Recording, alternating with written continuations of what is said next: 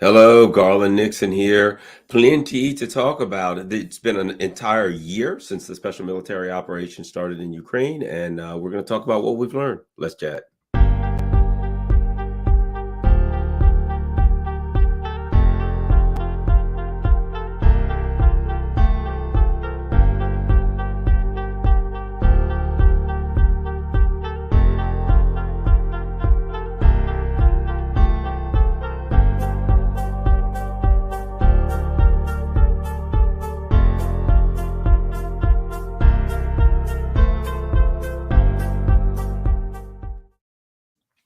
Hi, Garland here, and another very we had an interesting weekend. We had an anti-war rally, and that's something that is going to be part of the conversation. But so we've got a year. A year's gone by. Sorry about this, but I got Rockfin on over the other side, and it is distracting me. All right, but Camilla V, what's happening? Great to see you there. Chicken Patty, of course, as always, the philosophical heart and foundation of this channel is Chicken Patty. All right, so after a year, in we've learned some major lessons. Let's talk about what we've learned. I think one of the big things, one of the important things that we've learned is that history is still very important in the context of international geopolitics. The U.S. went into this thing with a somewhat of a plan, and I think they felt that when they got this conflict initiated, I also think they a lot of people here underestimated what would happen. But when they got this thing going, they felt that they would initiate their pre-planned sanctions regime against Russia and destroy Russia's economy. And one of the reasons that didn't work was because of so many parts of the world didn't go along with it. India, Latin America, Africa, the Middle East. I mean, almost all of Asia, with the exception of a few of the U.S.'s vassals. And why is that? Because history is important. If you look at the powers that were arrayed against Russia, it was the U.S., which is an empire, and it was the former colonial empires, such as Spain.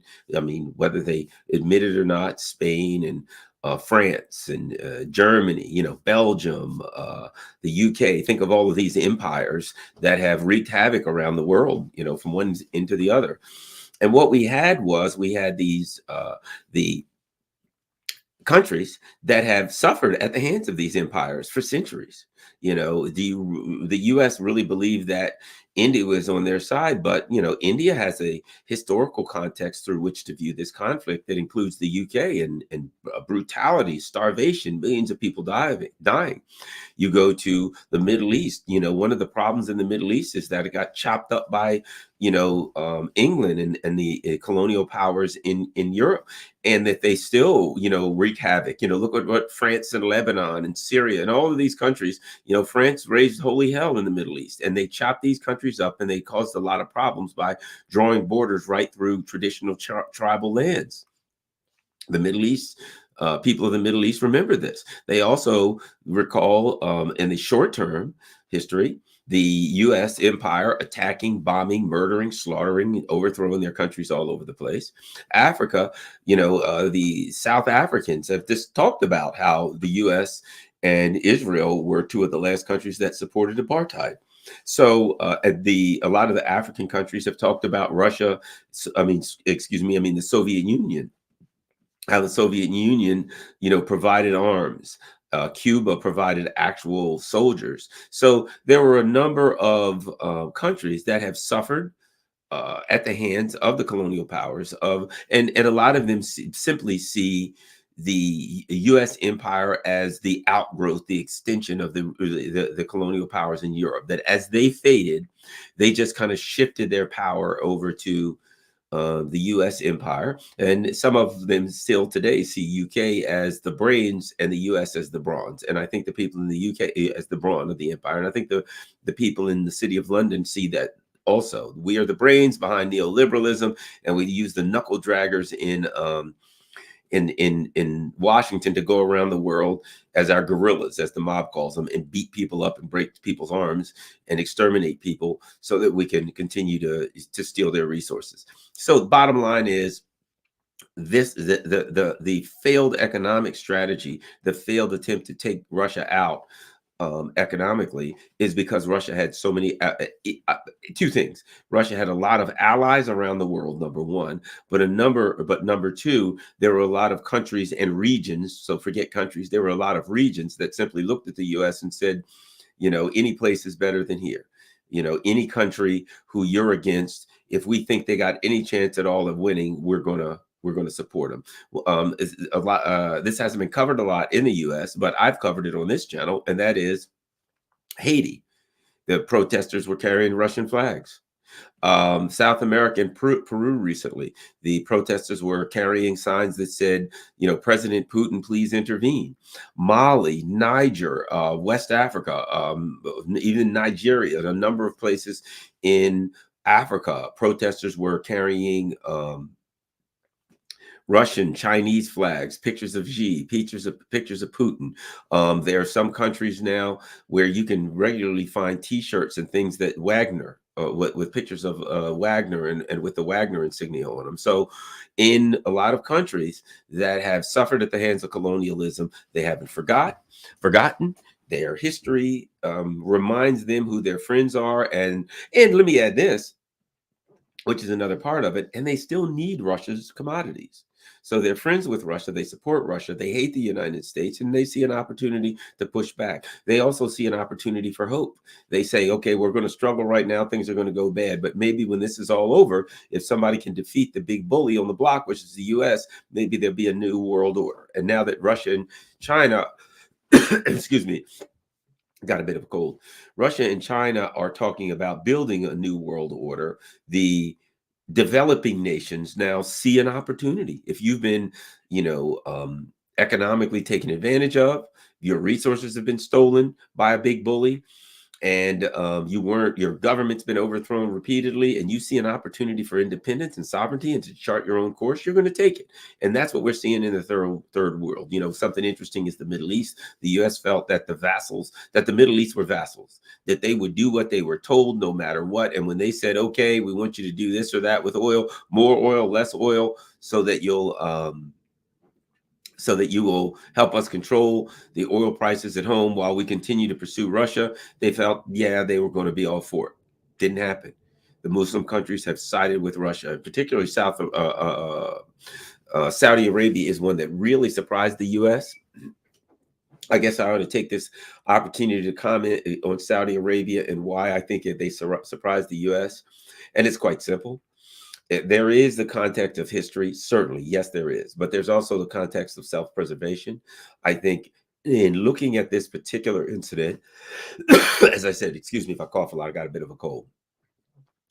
I think the Saudis recognize that the U.S. is executing the Wolfowitz doctrine, the infamous Wolfowitz doctrine, which says that no countries are allowed to rise to power, military, economic prominence in any way, shape, or form so they could challenge the U.S. on a regional or worldwide basis, right?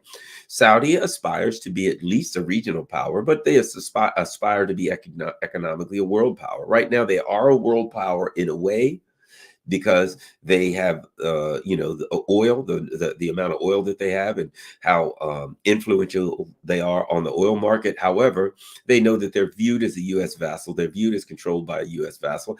And when Donald Trump was there, he reminded them of it. He made some statements and basically said, the Saudi government wouldn't stand 2 weeks without us. I think they aim to prove him wrong. They aim for independence, and they recognize that as long as the U.S. has that kind of leverage over them, they'll use it. And so I think the Saudis recognize their only option for independence and to be able to rise as an independent power is to get out from under the U.S. hegemony.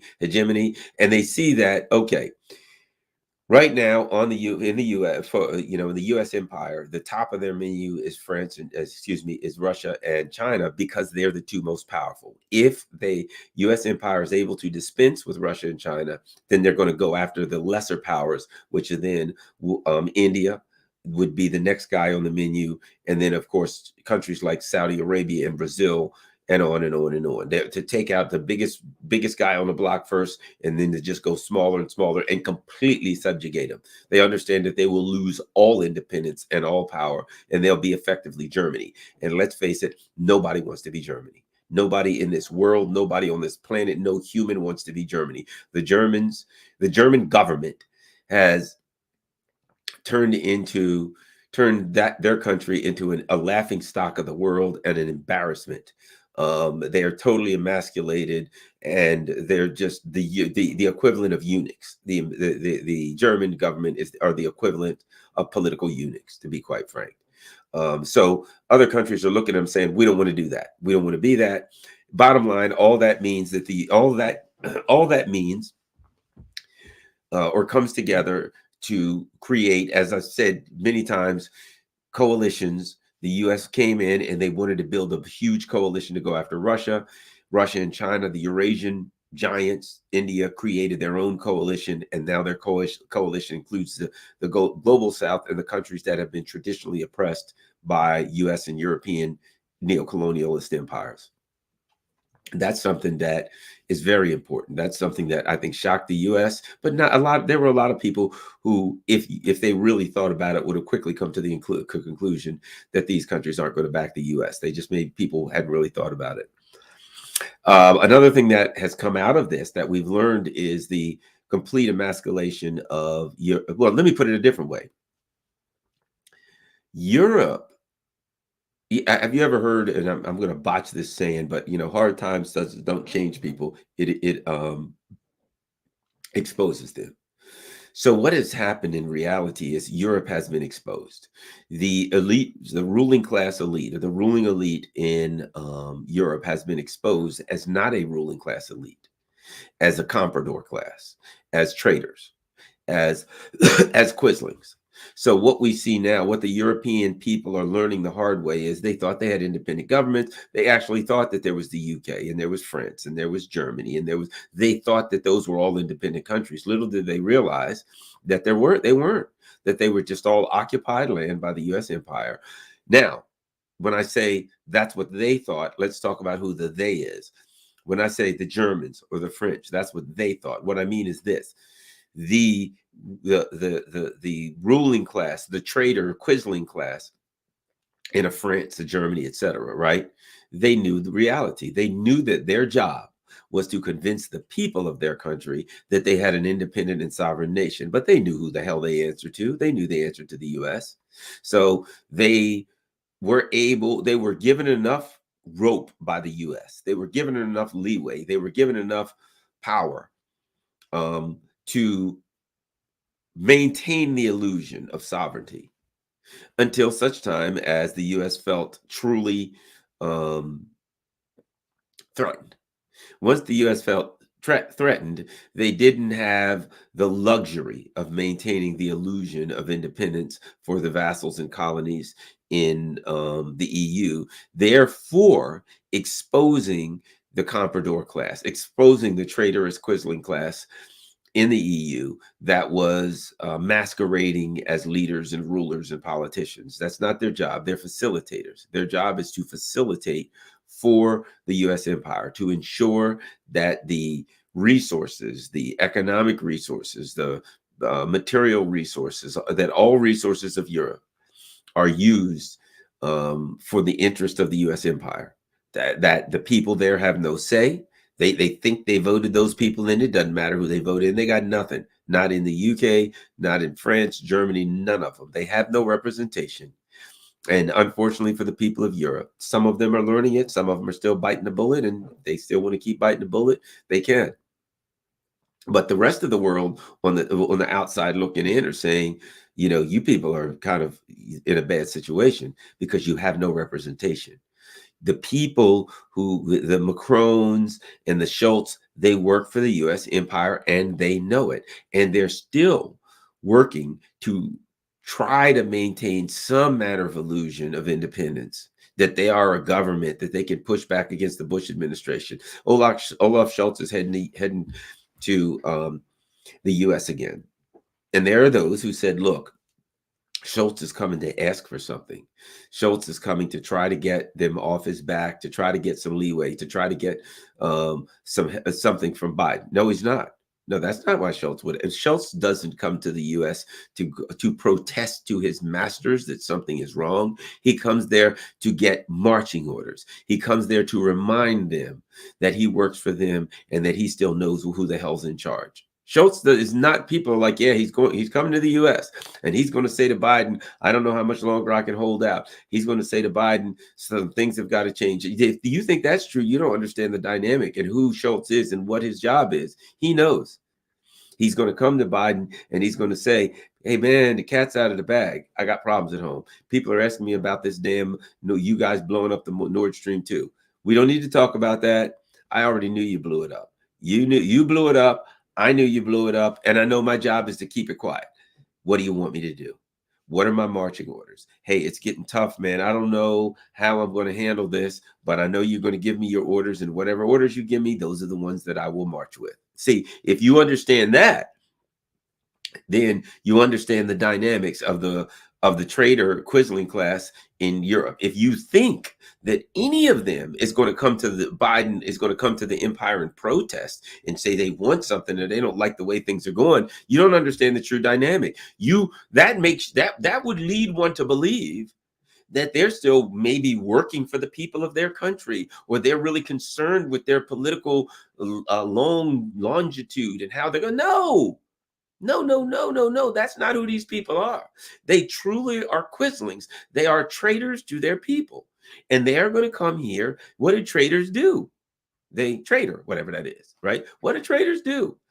Right? They don't, a traitor's not going to go to his master and say, oh, great master, what about the people that I've already screwed and condemned to a life of hell? Now that we've guaranteed that their livelihoods are gone, we've screwed their culture over. We've all of the things that they held dear, we have completely wiped out. Now that we've got that done, can we make things a little better for them? That ain't the way it works.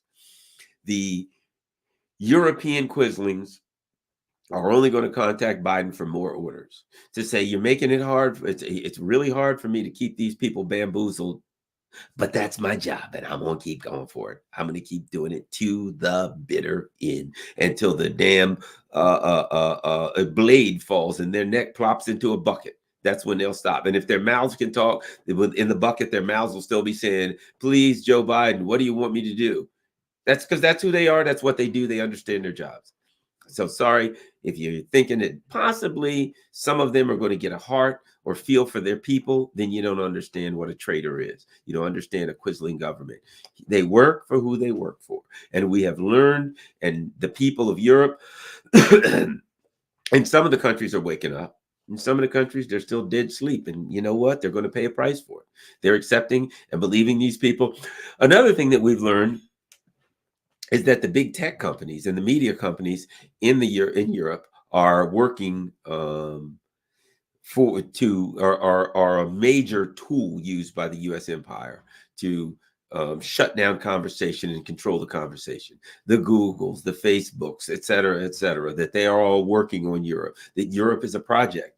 Europe is a media and social media project, and they've done well. It's particularly in Germany. I mean, Germany, you can't say anything that, if you say the word Ukraine without dropping to your knees and saying 20 Hail Marys, you're as good as gone to the jail for the rest of your life. Germany has turned into every bit the fascist nation that it was in World War II under the Nazis. It's pure. It's gone. It's over in Germany. There's no bit of democracy, anything like that. In fact, it's gotten to a point where Annalena Baerbock literally said to the Germans, I mean, let's face it, that's something you couldn't get away with in the United States. That's something you couldn't get away with in a lot of countries, to tell you where Germany is. Annalena Baerbock literally said to the Germans, I don't care what the voters want. We're supporting Ukraine. You couldn't get away with that in most countries. But apparently, the German people are so pacified. The German people are so, brainwashed that they don't have a mind, sadly, in the aggregate. I'm not saying there aren't groups of Germans who are pushing back or standing up. I'm not saying there aren't German people who are saying this is crap. But in the aggregate, the Germans are completely in, they've been made docile. They're accepting what they got to accept. I don't look for things in Germany to take a turn in any direction anytime soon. I think they'll just continue waving their blue and yellow flags. And yeah, will they do some? Yeah, will they take to the streets a little bit? Yeah, but let's face it.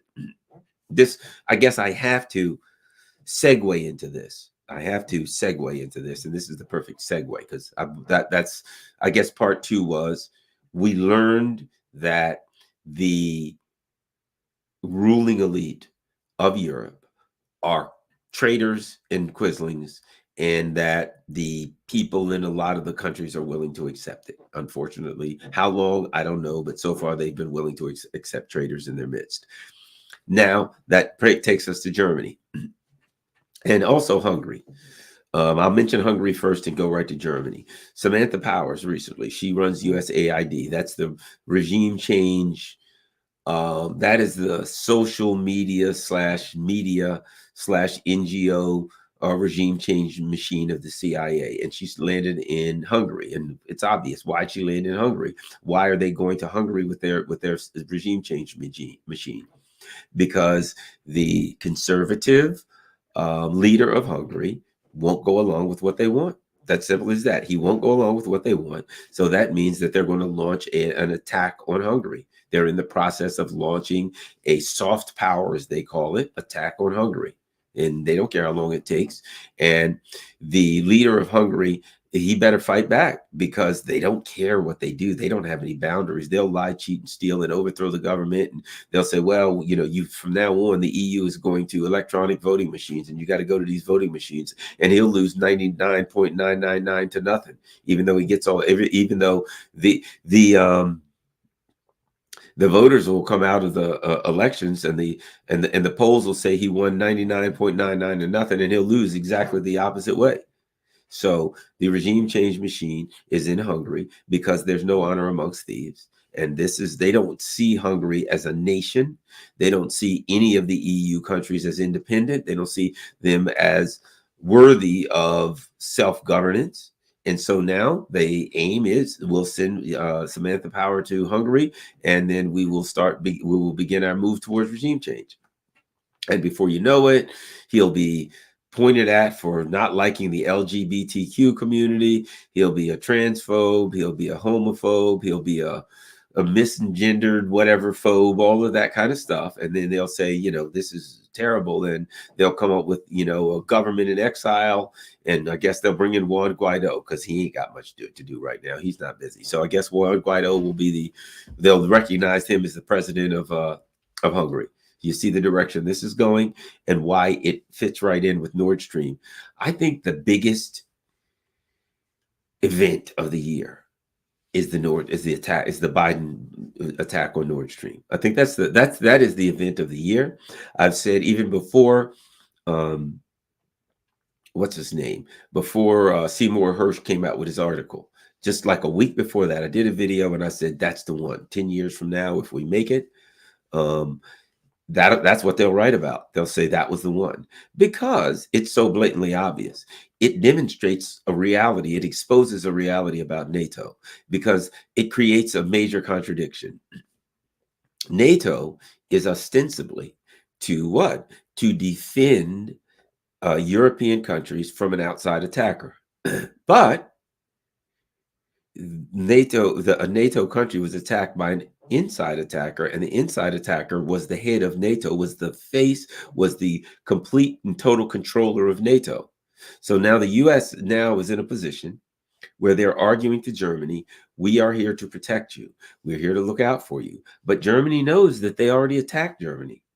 So Germany knows the truth. Again, that they've exposed the traitorous, quisling government of Germany because as the people start to figure this out, God knows, God bless the Germans.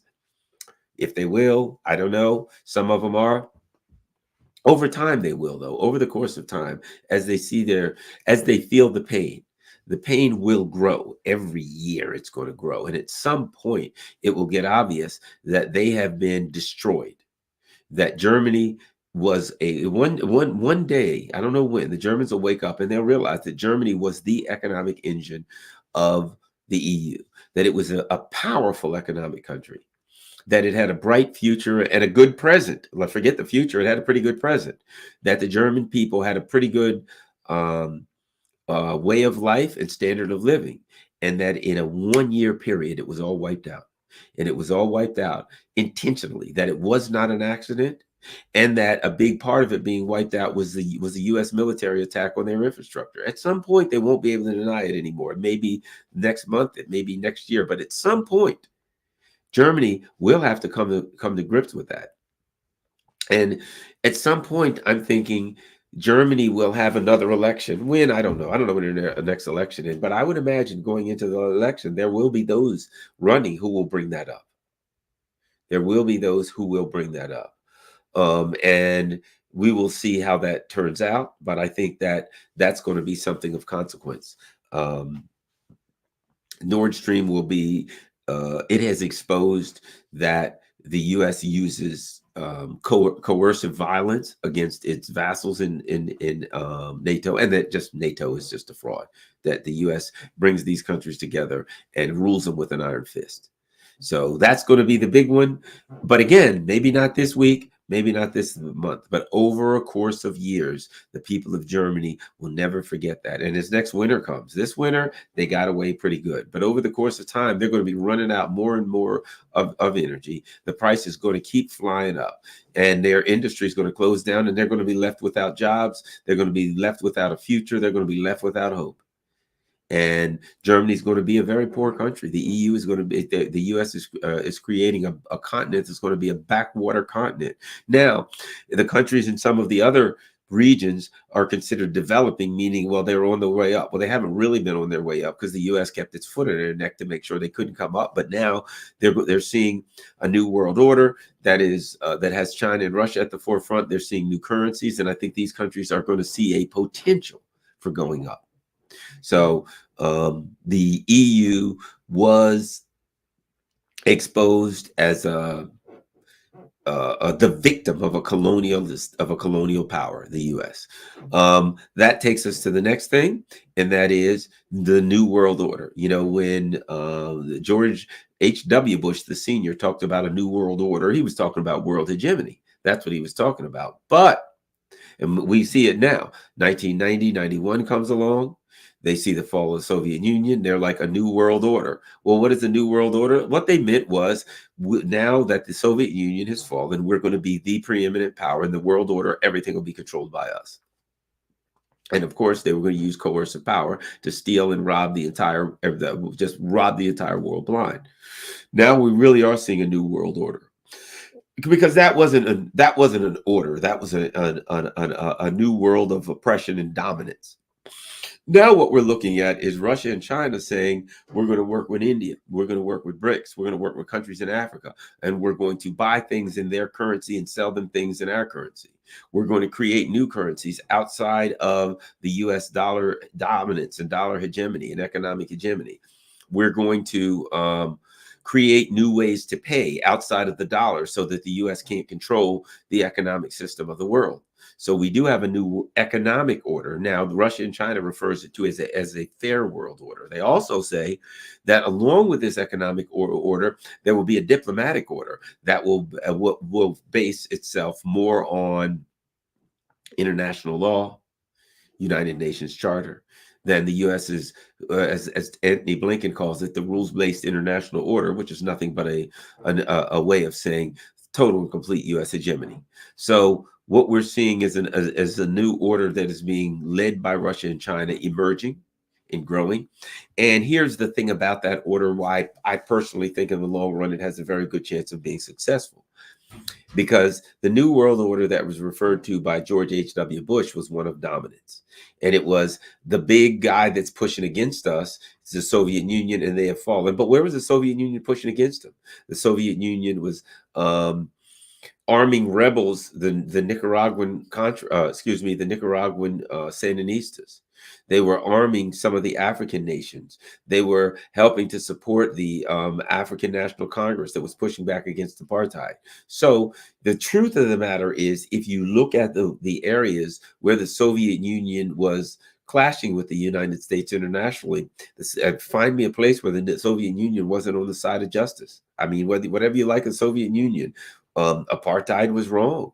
The Sandinistas had every right in Nicaragua, in a democratically controlled, in a democratic country. They had the dominant numbers. They had every right to run the country, and as proven by, once they had valid elections, Daniel Ortega, who is, Joe Chief Sandinista, won, and he wins in overwhelming numbers. Why? Because in a democratic nation of Nicaragua, most of the people want a Sandinista government. It is what it is.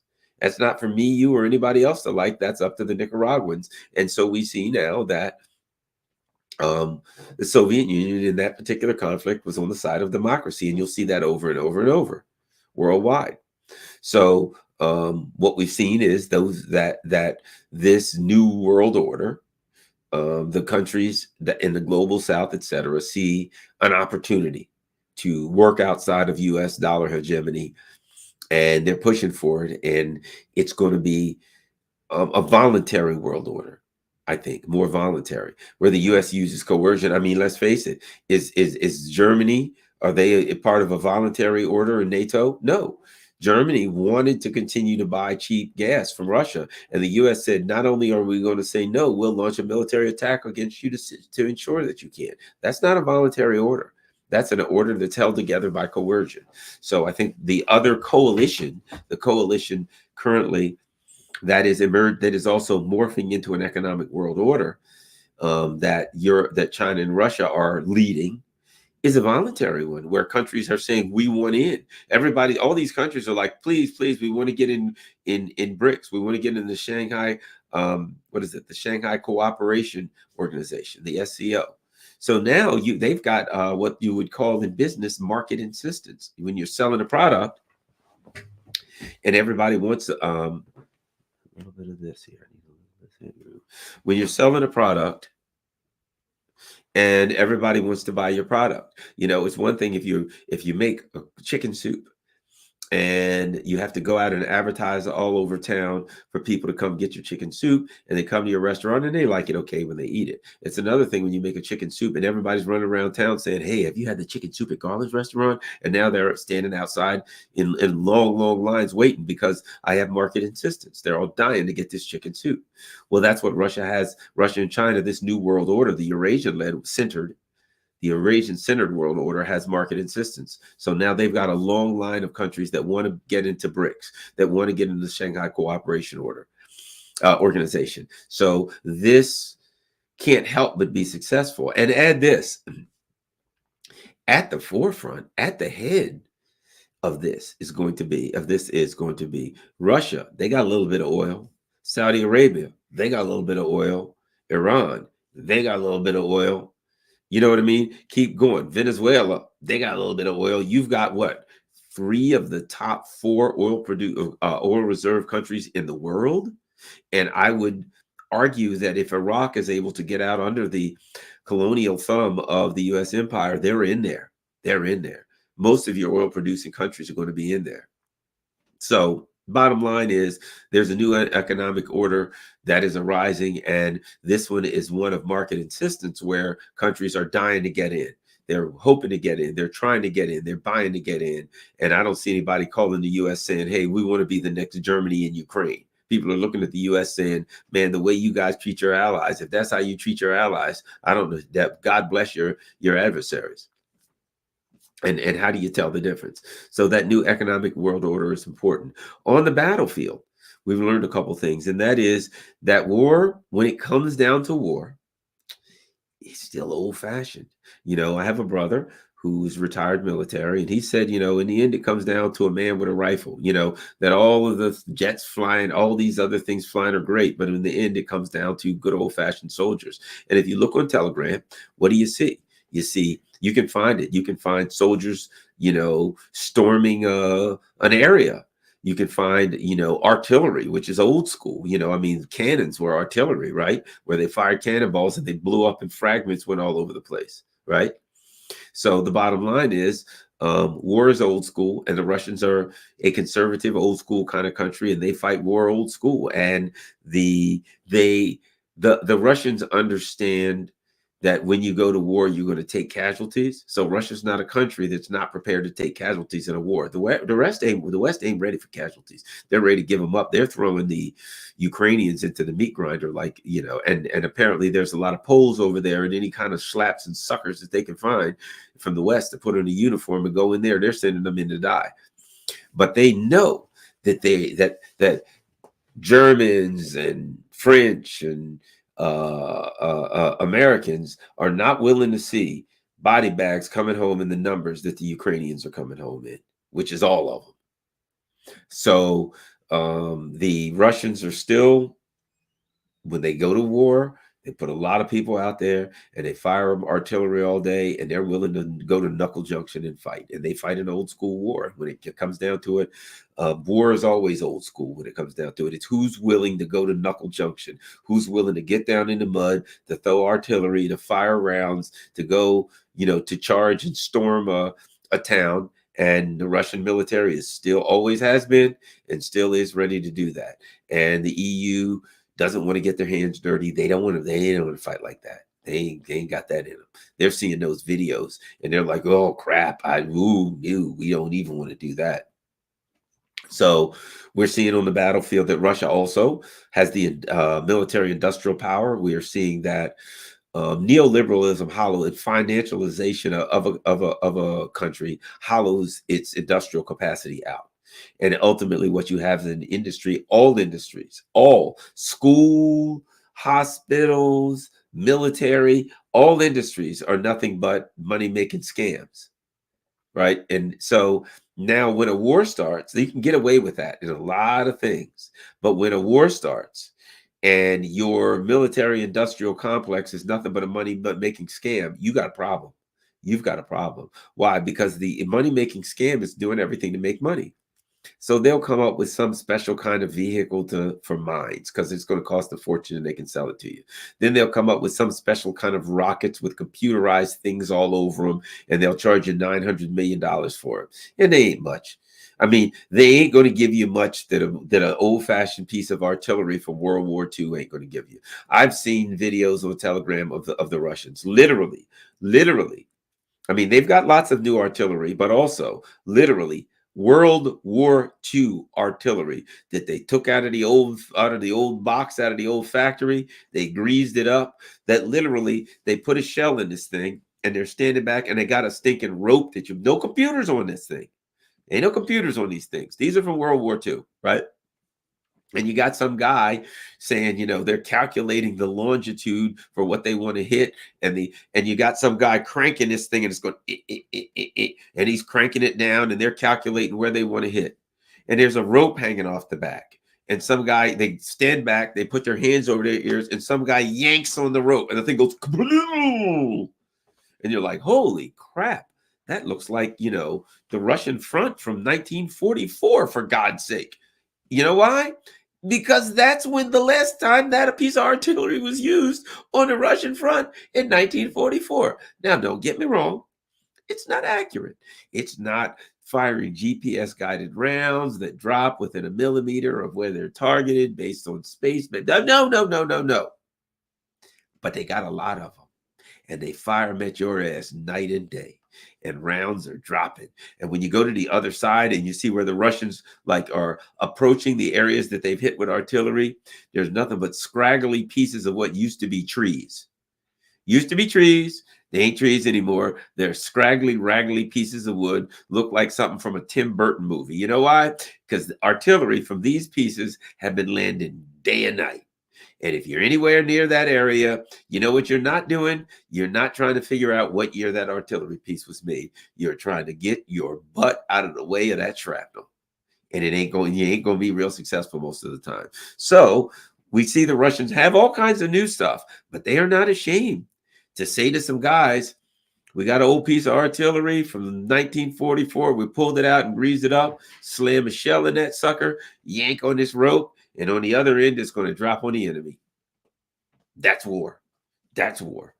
War is throwing rounds downrange.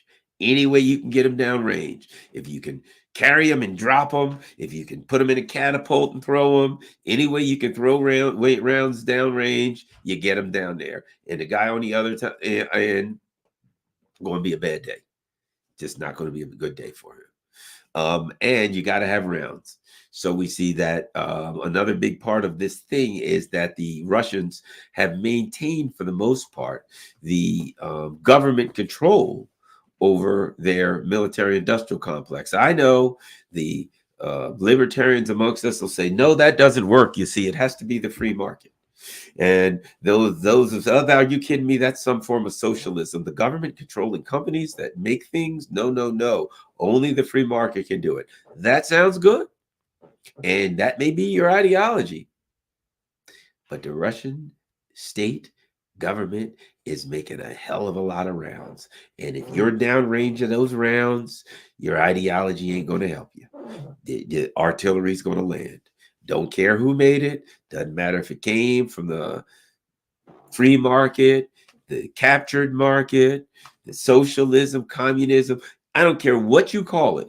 The Russian government runs their damn military industrial complex for the most part. And they're making a lot of rounds. And those rounds are, as I speak, in the air, whistling through the air, about to come down on some entrenched Ukrainian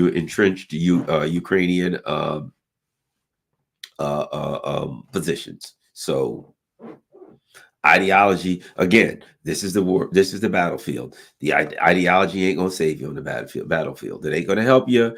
Doesn't matter whether it's the market. We see that it's probably, ain't no probably about it, it's in the best interest of a country to maintain government control of its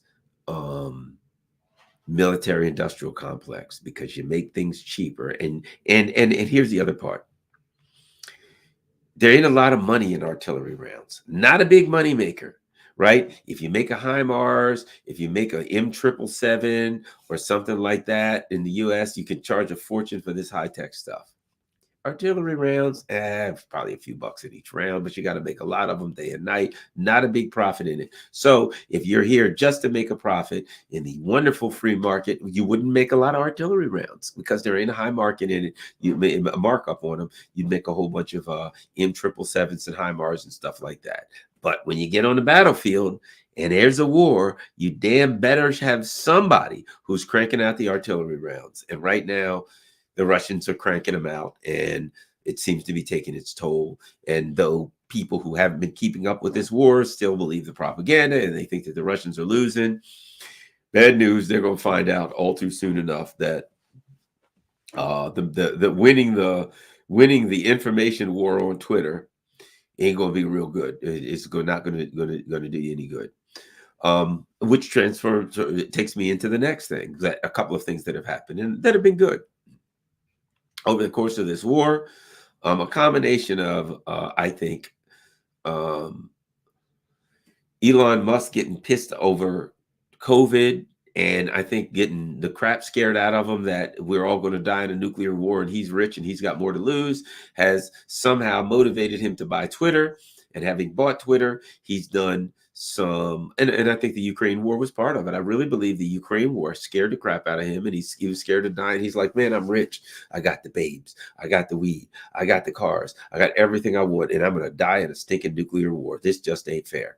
And so I think he got pissed, and that was one of the things that motivated him to buy Twitter. And the U.S. government and the national security state has been exposed for their meddling in the media, and they're meddling in the technology companies and social media companies.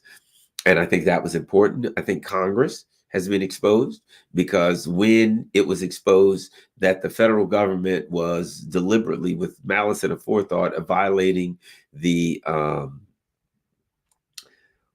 First Amendment, free speech, that Congress then is duty bound um, to exercise their oversight authority and to address that and to take criminal action as necessary. I mean, that's just a pure violation of the law. And instead of doing that, members of Congress literally defended them. And the few people that did on Capitol Hill got nowhere. So I think the Congress was exposed by Elon Musk's actions in Twitter. And I think that was interesting. And so a lot of things that we learned, a lot more people went to, and this is something that I'm pretty amazed at. A lot more people have left mainstream media and are just going in droves to social media. People are flying to social media. Social media is blowing up. Alternative media is blowing up. So people like me or all the people, Jimmy Dore, you name it, there are a lot of people who have Earl Grey, the Duran, all of our channels are growing like all heck. And I think that that's a positive thing. Certainly we don't want a war, but I think that's one of the things that's happening. I now see a time in the future I put it like this: the death of mainstream media is coming. Mainstream media can't continue like it is because it's not media. It's nothing but, as everyone knows, it's a mouthpiece. It's PR for the oligarchs, and people are getting hip to it. So the question is, mainstream media, how long can it last being basically the Washington Post? You know, the Washington Post was bought by Bezos for 200 million. Why? Because it wasn't worth $2 when he bought it, but it was worth 200 million to him, so that he could control the narrative. So the only reason anybody would own a media outlet is to control the narrative. They never buy it to actually make money because people are leaving it. It is a dying industry. In the same way that the newspapers died, the mainstream media is dying, and people are going to alternative media, and alternative media will continue to grow. And I think that's a positive thing. And yeah, people in the Jimmy Dore, etc. I think we've learned that we don't have much of an anti-war movement, none basically, but I think one is being born. I do believe one is being born. We had this rally in DC where people of various ideologies came together. We now have the people who pushed back against that rally who are going to have their own rally. And I'm going to go to that and I'm going to say to them, look, I told you back then that I don't care if I disagree with people. I'm still going to check out their rally. Let me see. There's something that I think is of consequence that I think you should see. And this is political. See, is it there? Let's see if I can get sound on this. I'm going to try. And let me see. Let's see if we can get this to work. I'm sure I can. I'm going to share this with you. And I want to see what you think.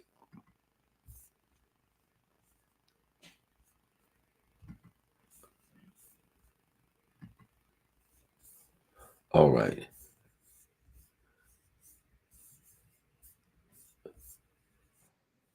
World War III has never been closer than it is right now.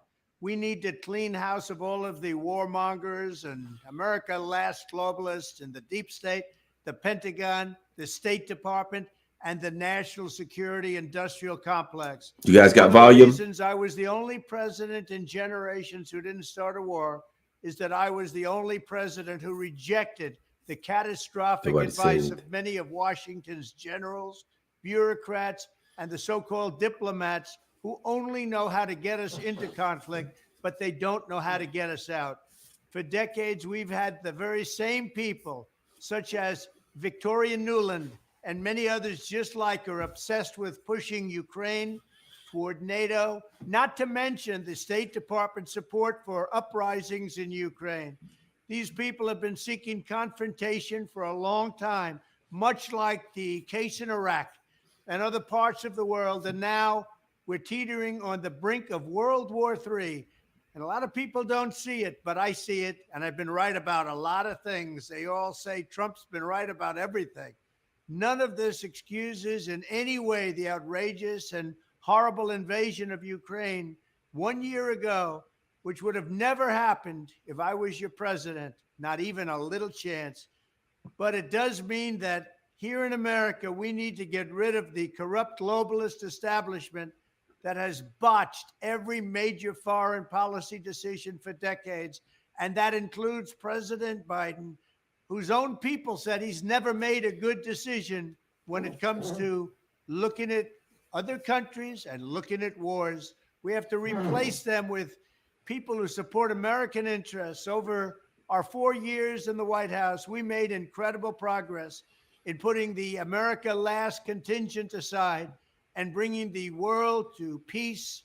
And now we're going to complete the mission. The State Department, Pentagon, and national security establishment will be a very different place by the end of my administration. In fact, just into my administration, it'll be a very different place, and it'll get things done, just like I did 4 years ago. We never had it so good. We'll also stop the lobbyists and the big defense contractors from going in and pushing our senior military and national security officials toward conflict, only to reward them when they retire with lucrative jobs, getting paid millions and millions of dollars. Take a look at the globalist warmonger donors backing our opponents. That's because they're candidates of war. I am the president who delivers peace, and it's peace through strength. There was a reason we had no conflict. There was a reason we didn't get into wars, because other countries respected us. I entirely built, all right from the beginning, rebuilt our military. It's a big reason for that. They didn't want to mess around with the United States, and now they're laughing at us. We could end the Ukraine conflict in 24 hours with the right leadership. At the end of my next 4 years, the warmongers and frauds and failures of the senior ranks of our government will all be gone, and we will have a new group of competent national security officials who believe in defending America's vital interests above all else. Thank you very much.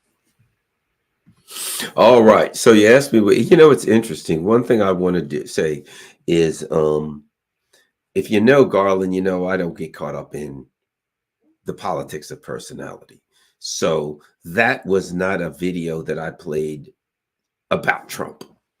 Okay, forget that. That was not about Trump per se. That was about, remember, we're talking about what we learned after 1 year, what has happened.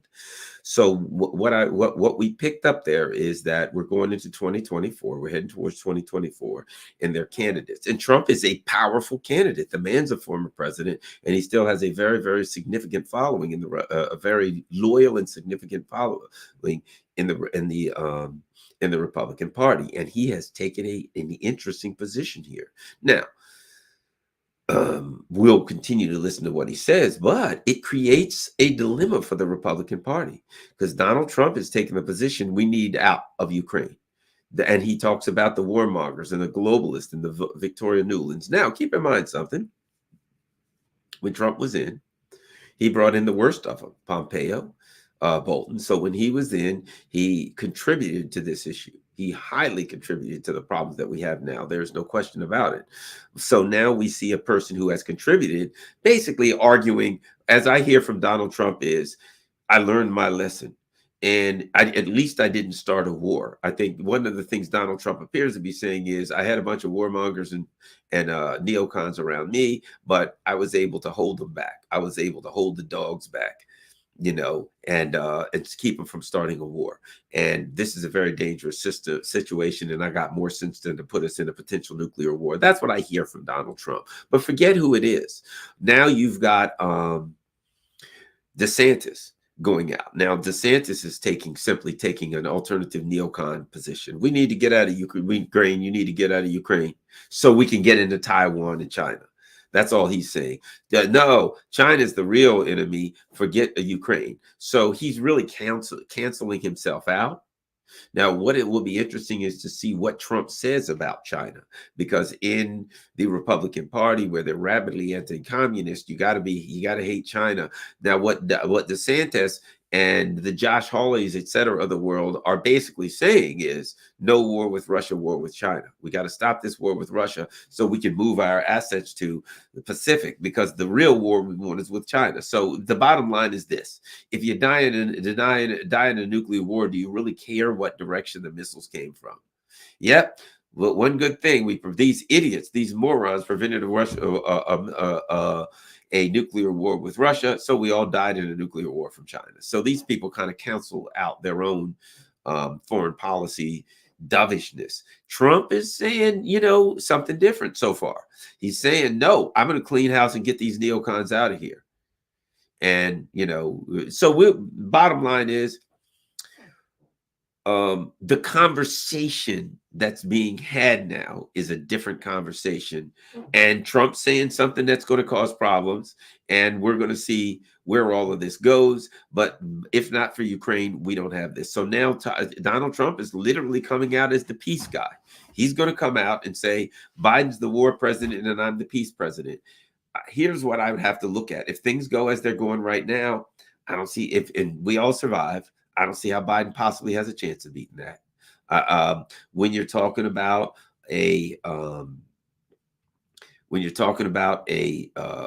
presidential election, the peace president, if it's an actual election, he'd have a lot of strength. Donald Trump would have a lot of strength. So let's continue to watch this and see what direction Trump goes. But that's interesting. He's fully come out now. He's the peace president. Let's just say this. He's staked out his political position. That's all I'm saying. Donald Trump has staked out his political position in opposition to Joe Biden, and that is he made an error in Ukraine. But he's not saying anything about China, which is important because, as I said, who wants to die from a nuclear war from China as opposed to Ukraine? So let's see. That's something that we're learning, that the debacle so far in Ukraine has created an environment where there's a space for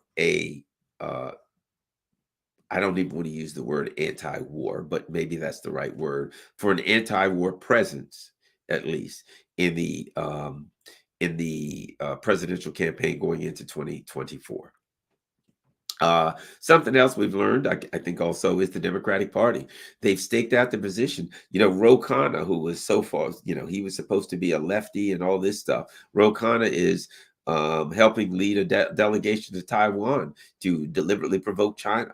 So the Democratic Party does not, I'll put it like this, of the two parties, there is at least some element of anti-war sentiment in the Republican Party. It ain't much. And a lot of it is pro-war, is simply the other neocons who want war with somebody else. But in the Democratic Party, they want war with both. They don't even have anybody saying, hey, let's go to war with China instead of Russia. They just want war with everybody. Iran, war with everybody. So the Democratic Party has become the world's war party. The entire world could look at the Democratic Party and say the Democratic Party leads the United States as far as being imperialist warmongers. And I think that's something that has happened also that we see. The UK is in the process of dissolving economically. It is in complete and total collapse economically. And what we've seen in the UK is this also. The UK leadership is like before the French Revolution, the French leadership. The UK leaders, man, they don't give. I mean, the Germans and all the other countries are bad, and they have no power. But the UK leadership, you can't get any worse than that. The UK is in a downward spiral, and it is in a disaster. And Rishi Sunak is not in charge, but whoever's in charge, I guess Prince Charles and his ilk and the Rothschilds, etc., they do not absolutely give a crap about the people of England. They really don't care. The people of England are being, let me put it to you like this.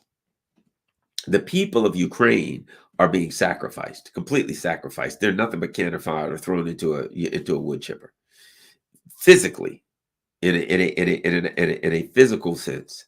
Economically, the people, the leaders of the UK, first and foremost, Germany running a close second, but the leaders of the UK are absolutely doing the same thing to their people. Their economic cannon fodder. That country's going to hell. It's falling apart. And the UK leaders really don't care. The level of incompetence, when you look at the leadership of the UK, from Boris Johnson to what's her name, whatever, I can't even remember her name. She was so bad. She was horrible. And now Rishi Sunak is just a placeholder until they find somebody else that they really want. So we've seen the UK doesn't even exist anymore. It's just the ruling elite. The people of the UK are a second thought to the ruling elite, barely a second thought. They're like, their countries are falling apart. The people are struggling, and they're just like, yeah, well, whatever. Who cares about that? We got bigger fish to fry right now. So the West is crumbling. The long term looks, Liz Truss, I would say the long term looks pretty good for Russia and China. Russia's growing, their economy's growing, and they're finding other places. They're constantly looking around the world and finding other places to sell their goods and to sell their wares. And they got stuff that people want. Everybody wants wheat. If you got wheat, it ain't going to go bad. If you got oil and gas, you can always find somebody that wants it. So they have highly valued commodities. They have, what did we just say? Market insistence. South America they're done with the Monroe Doctrine, and they are Russian China all the way. We see Venezuela is growing again. Venezuela is starting to grow again. Iran is helping Venezuela to redo their energy system, their oil system. You know what's funny? I've been to Venezuela, right? And to hear people say the Venezuelans have screwed up, that part of the problem in Venezuela economically is their handling of the economy. You don't know what you're talking about if you say that. The United States sanctions literally reduced the gross domestic product of Venezuela by 99%. They lost everything due to the sanctions. How can anybody possibly say? It's like you're working and you got a nice home and a new car, and somebody comes in, they fire you, you lose your job, you're making $100,000 a year, and then you drop to $1,000 a year, and you're homeless living in a tent because you're making $100 a month. And somebody says, well, we got to partially blame you. I mean, you could do a little better with that $100 a month. It is preposterous to say that Venezuela is in any way at fault for their economics. And what's going on now? Their economy is expected to grow by 17%, one of the fastest growing economies in the world right now. Why? Because it was wiped out, and now they can actually sell stuff. So as they start selling oil and things again, are people going to say, boy, that Maduro's doing a good job? No, they're not. No, they're not going to say that. And it's not that he's doing a good job. It's not that he did a bad job before. It's not that he's doing a good job now. It's that now they can get around sanctions. Now people need their oil. Now the U.S. is saying, oh, yeah, you can put your oil back on the market because the U.S. needs it.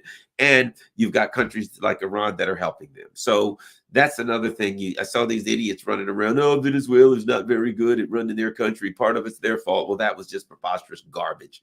For those who wanted to believe that, it was the evidence certainly did not support that argument. And I think that's about it. So we've done an hour. I'm going to do a part 2 because there's still a lot more to go. There's still a lot more to go on this, but it's late and I'm tired and we've done an hour. So thanks a lot, everybody. I will say this. Please look at my, you can see everything scrolling across the bottom. Patreon, any way you can help the channel. PayPal, of course. Buy me a coffee is always good. Cash App, everything's there. I'm tired. You may have noticed. I'm telling you like this. I'm still recovering from the weekend. Woo! That was a long and busy weekend. The anti-war rally weekend. Hopefully, I mean, I just like, I had such long hours and I was so busy that I think my brains are still rattled and I'm still kind of getting myself back together. But at any rate, so there'll be plenty more to talk about. I will be back tomorrow morning at 9 a.m. with Scott Ritter. We got to find out what's happening with Scott Ritter tomorrow morning at 9 a.m. I'll be there, and Scott's going to have plenty to say. So I hope to see you at 9 a.m. Eastern Standard Time. Also, don't forget rockfin.com/Carlin Nixon. Rockfin is like YouTube, only better. No advertisements, no cost. You can join Rockfin. Go over there just in case they throw me off of YouTube, and you can join Rockfin. However, you ask yourself, how does Rockfin stay in business? For God's sake, how do they eat? How does Rockfin eat? Because they don't charge anything and they don't have any advertisements. They do subscriptions. And if you want to be a subscriber, highly appreciated to help keep Rockfin on the air. It's $14.99 a month or $9.99 a month if you sign up for a year because they give you a couple months free. And The subscriber, what that gives you is that gives you one subscriber show per week. I do one each week. I do one show for subscribers only, and that's the one with Scott Ritter tomorrow at 9 a.m. So that's certainly worth your while if you can do it. If not, thanks a lot. Sorry about kind of babbling a little bit tonight, but to be quite frank, I'm still tired. I'm still like recovering from the weekend. Whew, it was busy, and I ain't as young as I used to be. Okay, I'm not as young as I used to be. It's going to take me a couple days to get cranking again. Thanks a lot, everybody. Peace. Oh wait, I did not do. This is almost we almost had a great tragedy. Let's see what we got in the way of super chats. Oh God. I don't know if I'm ever going to get on the super chats. All right, let's get ready to rumble. We got super chats. I got to answer my super chats. That would just be wrong. All right, top 5 favorite books, fiction, nonfiction. Oh my gosh. The Alchemist, Ishmael by Daniel Quinn. Treblinka was good. Let me look back here. Oh, it's hard to say. Descartes' Error. That's good. There's so many. There are so many. Blowback is good. The Rotten Heart. Fascism and the Far Right. That's good. There's just so many. I don't know. The Phoenix Program. The Devil's Chessboard. I mean, man, there's just so many. All right, but thanks a lot. Let us keep going.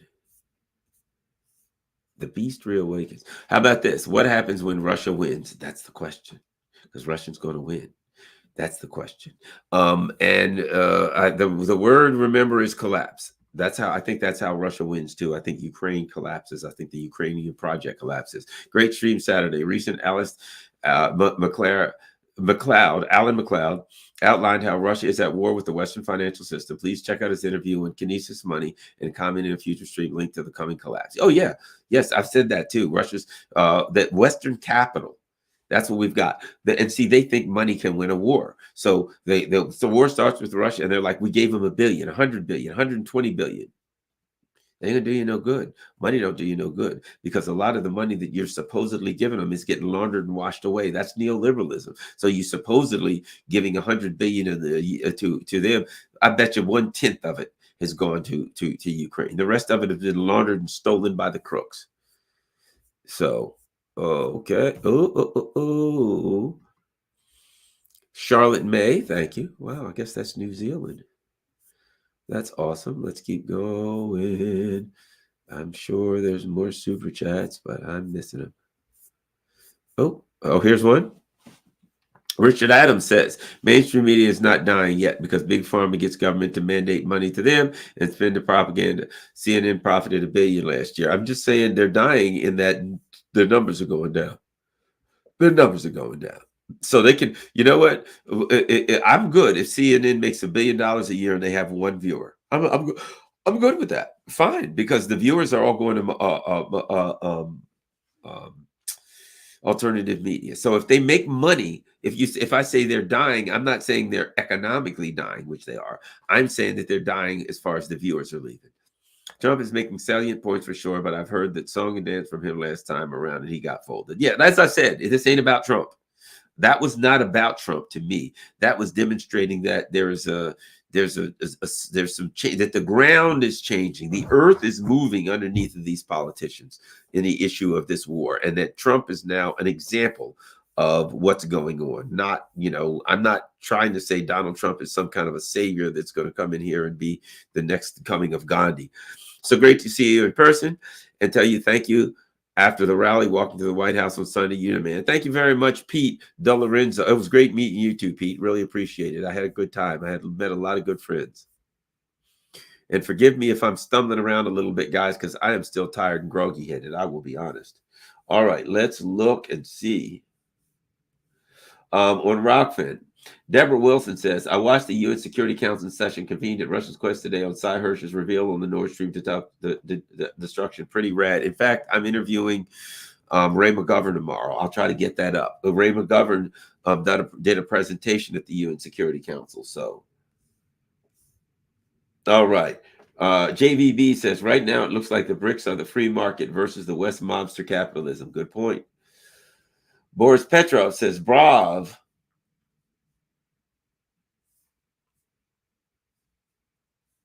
Aloha from Bellingham, Washington State, only 6,000 miles from Ukraine. Yes, and that's Biden's red line, right?